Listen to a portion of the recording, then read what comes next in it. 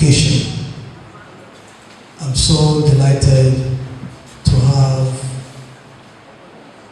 the former Chief of Staff to the former Governor of Anambra State, His Excellency Mr.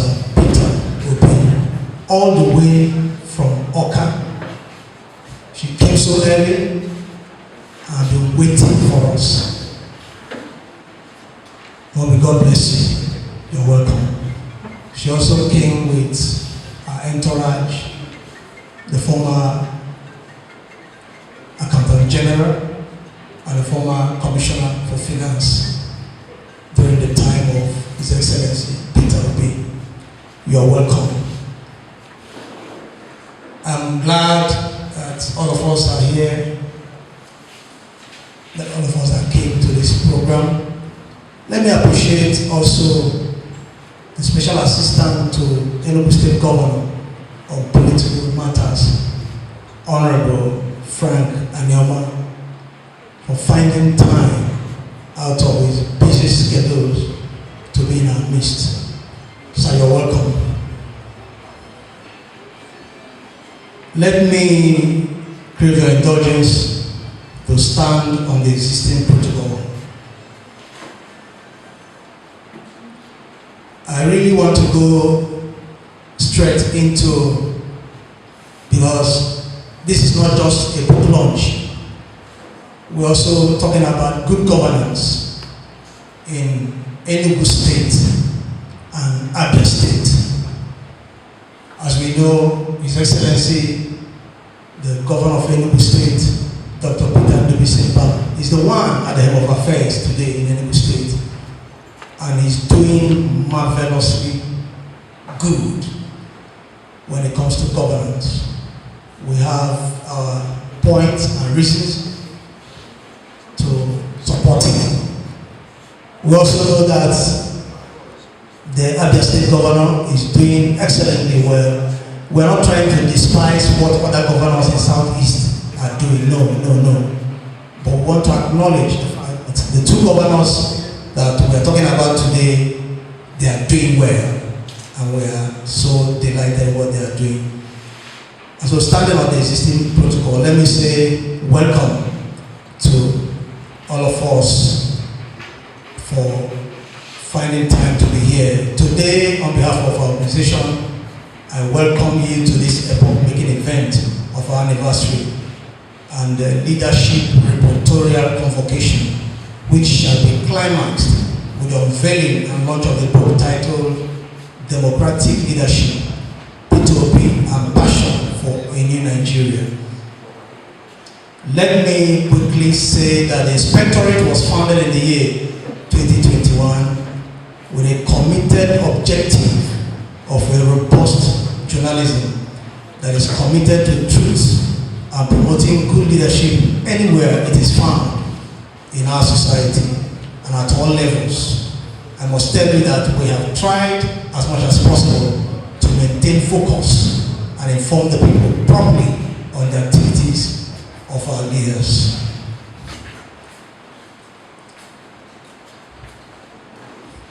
At this point, I will go straight to what we titled Mbah and Otti, the colossus of distinctive leaders in Southeast Nigeria.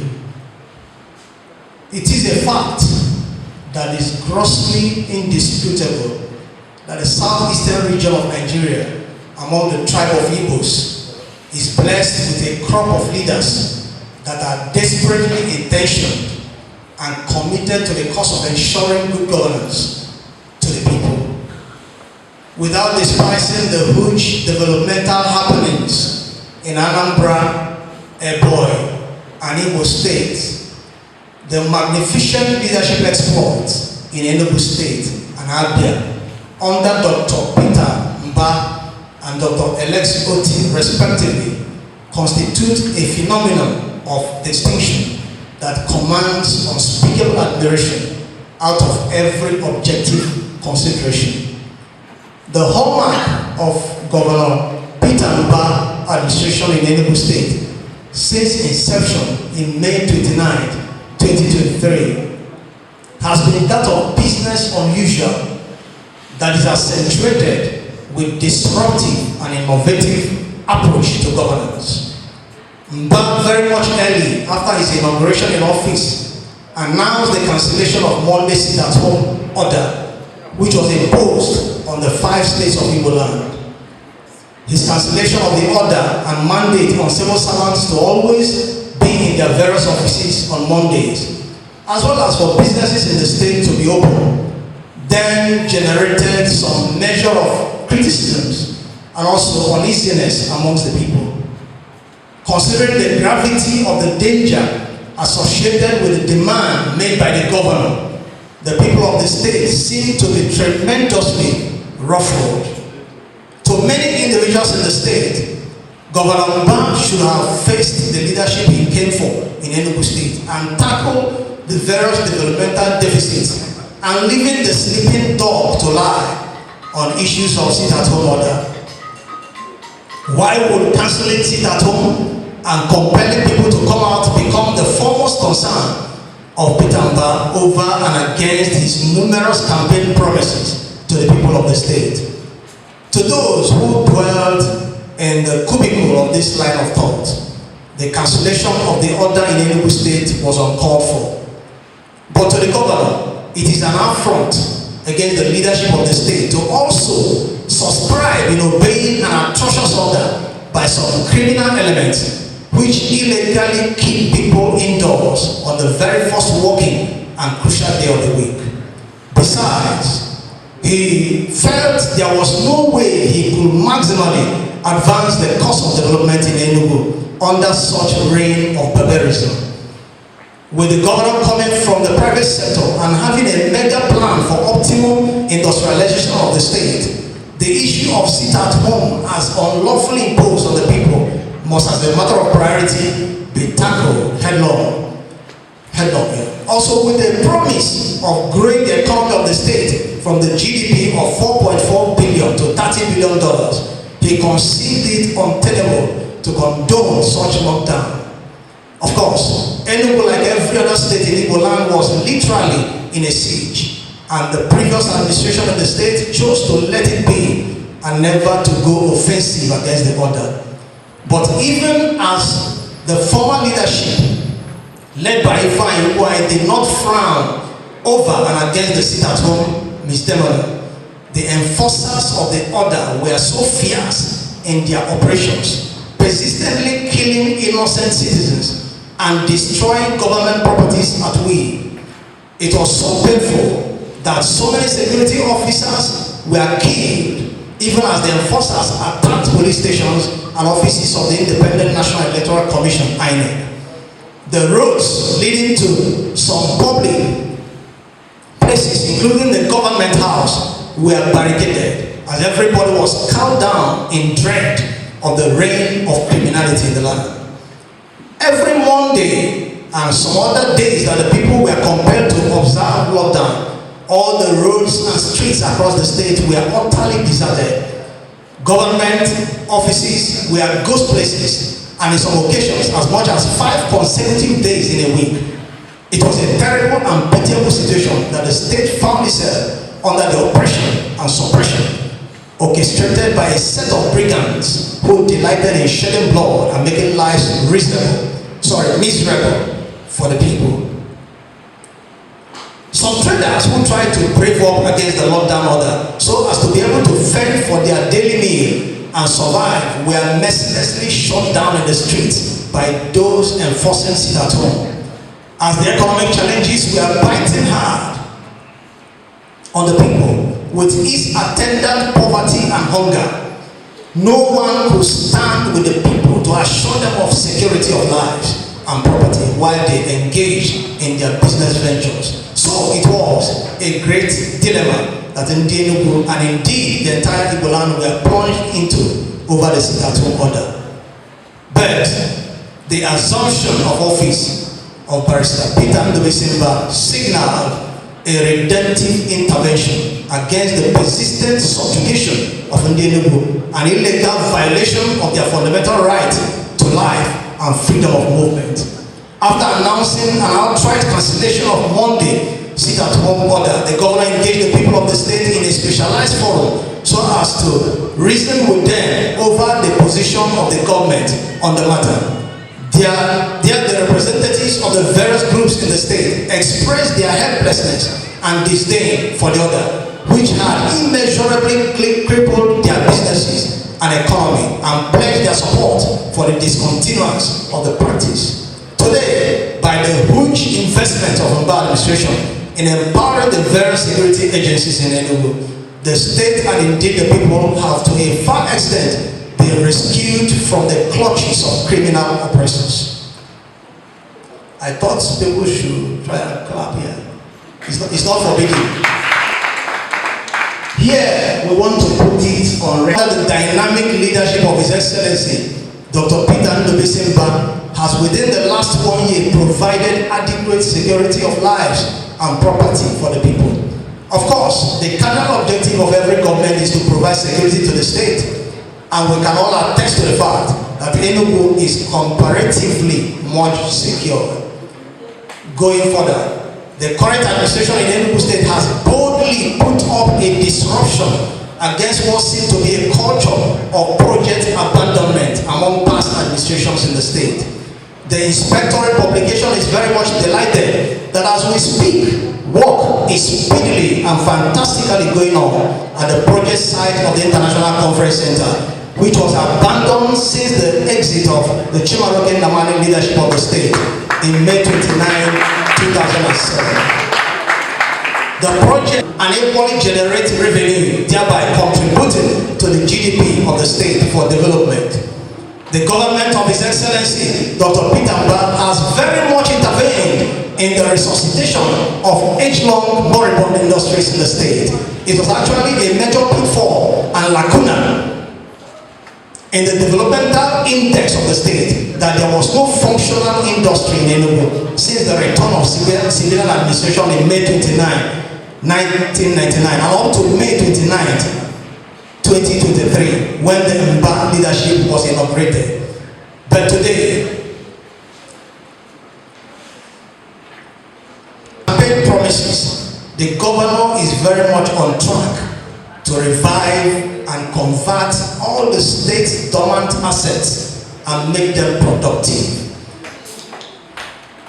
This is a pointer to the government's resolve and commitment to providing jobs to a great number of Enugu who are unemployed.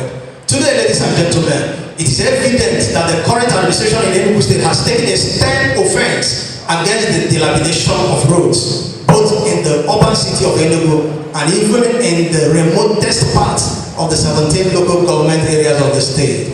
Now we could see road construction and rehabilitation going on in such a speed and frequency that is unprecedented. Our organization is very much pleased that His Excellency Dr. Mbah, in the area of good road network, is poised at restoring the lost glory of Enugu as the foremost hope and pride of Igbo land.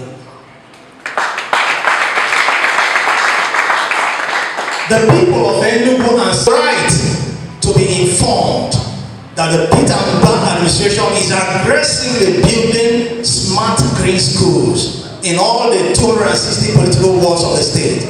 This is to strengthen education in the state and produce students that can compete distinctively with their mates in other states of the federation and the world at large. You need to equally understand that the government of Enugu State has suspended all fees and levies from JSS 1 to 3. In his priority attention to education and development of human resourcefulness, the governor ensured that education received the highest amount in the 2024 budgetary allocation.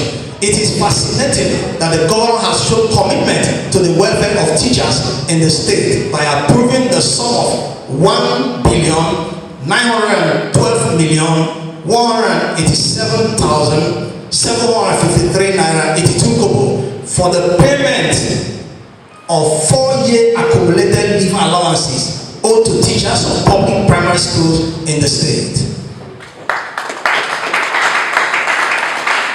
The government believes that a sure way of achieving much productivity in the vision of smart schools is to enhance the capacity of teachers and attend to their welfare needs. We were witnesses to the fact, ladies and gentlemen, that the people of Enugu State before Mbah administration had no access to potable drinking water. No doubt that the people were exposed to unhygienic water which they sourced from boreholes and wells. We recall that during campaigns ahead of 2023 elections, that Dr. Mbah, being in the governorship race, promised to provide water to Enugu within 180 days of assumption of office of governor. This actually sounded impossible to quite a number of people, as they despised it as one of those unrealistic promises of politicians in our society. But as we all witnessed, the government provided water in the state within the period of 180 days. And today, work is massively ongoing in the reticulation and replacement of worn-out pipes and in ensuring that water supply is extended to every part of the state. Here we wish to report to you that as we speak, work is going on in the construction of the 10,000 hectare new Enugu Smart City, which on completion will compete with the best in the world. We learned that in this city there's going to be a dedicated power project and power plant. The new city is going to have a central sewage system with all the public utilities centralized, and it's going to be provided by the government. Time will fail us to comprehensively state the various multi-sector developmental achievements of Governor Peter Mbah, but to say without any fear of contradiction that Enugu State has found good governance in the various strategic leadership performances of the governor. Now, ladies and gentlemen, let me declare to you that Abia State, courtesy of His Excellency Dr. Otti, has been rescued from progressive retrogression and many years of gross deficits in development. Otti, as we speak, is turning Abia State around in every facet of development. For governance, his prudent management of resources and avowed determination to make a change is actually the secret of his massive transformation of the state. On assumption of office, Governor-elect Otti gave priority attention to health sector and allocated a robust budget to enhance service delivery. His administration restored accreditation for the Abia State University Teaching Hospital, cleared health worker salaries, and implemented measures to receive maternal and child mortality rates. Also, in a bid to revamp the state's education system, Governor Otti launched a comprehensive plan to reconstruct and remodel schools across the state. This initiative includes the reconstruction of 170 primary and 51 secondary schools to meet 21st century standards, as well as improving teachers' welfare to attract and retain qualified teachers. It is critical to note that Governor Otti embarked on a massive road construction project addressing long neglected urban and rural roads in the state. In fact, key roads in Abia, in Mbah and Umahia have been renovated and expanded, including Port Harcourt Road being handled by world-class contractor Julius Berger. Insecurity. Before his government, Abia was a safe haven for all kinds of criminality. Today, the governor, through his inaugurated multi-agency security outfit, Operation Crush, has stemmed the tide of criminal onslaught against the state. Today, Abia State is much more peaceful than it used to be. Furthermore, under his leadership, the state has witnessed improvement in the ease of doing business with strategic initiatives aimed at attracting local and foreign investors. The establishment of the Abia Global Economic Advisory Council underscores his commitment to building a self-sustaining economic hub. The Abia Industrial Innovation Park is being established to attract businesses and boost the state's economy. On workers' welfare, Dr. Otti administration has given priority attention to the welfare of retirees, cleared pension arrears, and instituted a new payment system to ensure prompt and full disbursement of pensions. Today, pensions are paid alongside Abia workers' salaries on or before 28th of every month. Many other achievements of the governor of Abia State are bounded, but for time constraints cannot be exhausted here on this platform. I must therefore conclude by stating that the governor of Enugu State, Dr. Peter Mbah, and that of Abia State, Dr. Otti, have done well to reposition the two states to the track of concrete development. As I stated earlier, this assertion does not intend to despise or discredit the developmental happenings in other states of the southeast of Nigeria. Thank you for listening, and please enjoy the rest of the day. Please, a round of applause, a round of applause. Ladies and gentlemen, over there.